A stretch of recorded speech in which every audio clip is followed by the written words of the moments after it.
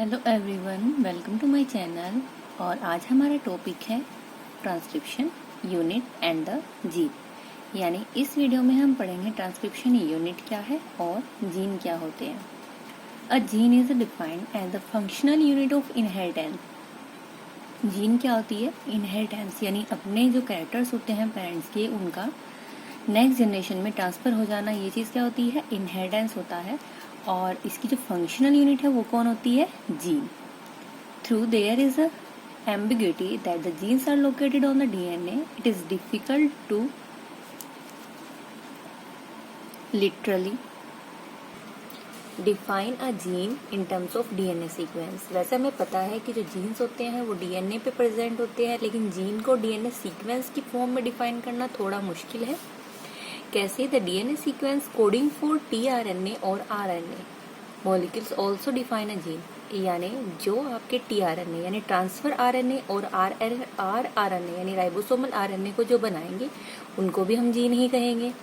However, by defining a cistron as a segment of DNA coding for a polypeptide, जबकि वो special segment जो किसी polypeptide यानी protein के लिए कोड करता है, वो जो जीन होता है उसको हम बोलते हैं सिस्ट्रॉन। यानी हमारे अंदर जो कैरेक्टर्स शो होते हैं, ट्रेट्स जो है, वो किसकी वजह से आते हैं? प्रोटीन फॉर्मेशन की वजह से। यानी कि स्पेसिफिक जीन जो होता है कि स्पेसिफिक प्रोटीन बनाता है, तब जाकर के खुद को शो कर पाता है। तो वो जो जीन होते हैं जो स्पेशली पॉलीपेप्टाइड बनाते हैं यानी प्रोटीन बनाते हैं, उनको हम क्या बोलते हैं? सिस्ट्रोन। अदरवाइज तो जीन हम जो टीआरएनए बनाते हैं और आरआरएनए बनाते हैं उनको भी हम जीन कहते हैं। The structural gene in a transcription unit could be said as monocistronic. Structural gene ये हम पीछे पढ़ चुके हैं। प्रमोटर होता है, टर्मिनेटर होता है, और बीच में जो आपका होता है वो क्या होता है? स्ट्रक्चरल जीन, जिसका ट्रांसक्रिप्शन हमें करना होता है। तो जो आपका स्ट्रक्चरल जीन है वो मोनोसिस्टर्निक हो सकता है। मोस्टली किस में होता है? यूकैरियोट्स में। मोनोसिस्टर्निक मतलब जो एक सिस्टोन है वो एक तरह की प्रोटीन बनाएगा, एक टाइम में एक का ही आपका ट्रांसक्रिप्शन होगा। या फिर आपका पॉलीसिस्टर्निक हो सकता है, जैसे कि प्रोकैरियोट्स में या फिर बैक्टीरिया की अगर हम बात करें, वहां पे क्या होता है? एक टाइम जो एक से ज्यादा जीन होते हैं वो मिलकर के एक चेन बनाते हैं। In eukaryotes the monocistronic structural gene have interrupted coding sequence. The gene in eukaryotes are split. यानी अगर हम यूकैरियोट्स की बात करें तो जो मोनोसिस्टर्निक स्ट्रक्चरल जीन्स होते हैं वो उनके पास आपके जो उनके कोडिंग सीक्वेंसेस होते हैं वो इंटरप्टेड होते हैं। मतलब उनके पास में आपके एक्सॉन्स होंगे, इंट्रॉन्स होंगे, फिर एक्सॉन्स होंगे, फिर इंट्रॉन्स होंगे। मतलब जो कोडिंग सीक्वेंस होते हैं उनके बीच में गैप्स होते हैं। द कोडिंग सीक्वेंसेस और expressed sequence are defined as exons. यानी जो कोडिंग सीक्वेंस है या फिर जो खुद को शो करते हैं पॉलीपेप्टाइड की फॉर्म में, उनको हम बोलते हैं exons. Exons are said to be those sequence that appear in mature or processed RNA। यानी जब आपका ट्रांसक्रिप्शन होता है और mRNA बनता है, mRNA में तब आपके एक्सॉन्स और इंट्रॉन्स दोनों बनते हैं।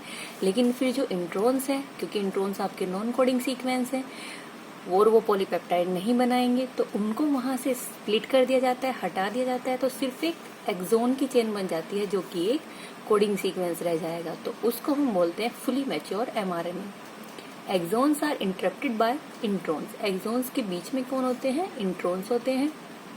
इंट्रॉन्स और intervening sequence do not appear in mature और प्रोसेस्ड आरएनए। यानी मैच्योर आरएनए में आपका इंट्रॉन्स जो है वो नहीं होते हैं। The split gene arrangement further complicate the defining of a gene in terms of DNA segment. तो यहाँ से आपकी जीन की जो डेफिनेशन है वो फिर से थोड़ा चेंज हो जाती है। Inheritance of a character is also affected by promoter and regulatory sequences of a structural gene। यानी आपके जो इनहेरिटेंस के कैरेक्टर्स है वो उनमें आपका जो प्रमोटर है वो भी उसको अफेक्ट करता है। रेगुलेटरी सीक्वेंस जो आपके स्ट्रक्चरल जीन पे प्रेजेंट होते हैं वो भी आपको इसको इफेक्ट करते हैं। Hence, sometimes the regulatory sequences are loosely defined as regulatory gene, even though these sequences do not code for any RNA or protein। यानी आपके जो इंट्रॉन्स होते हैं या फिर जो प्रोमोटर्स होते हैं वो इनको इनहेरिटेंस को आपका इफेक्ट डालते हैं, जबकि ये किसी भी आरएनए या किसी भी प्रोटीन के लिए कोड नहीं करते हैं।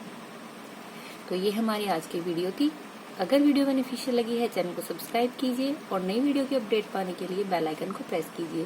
Thanks for watching.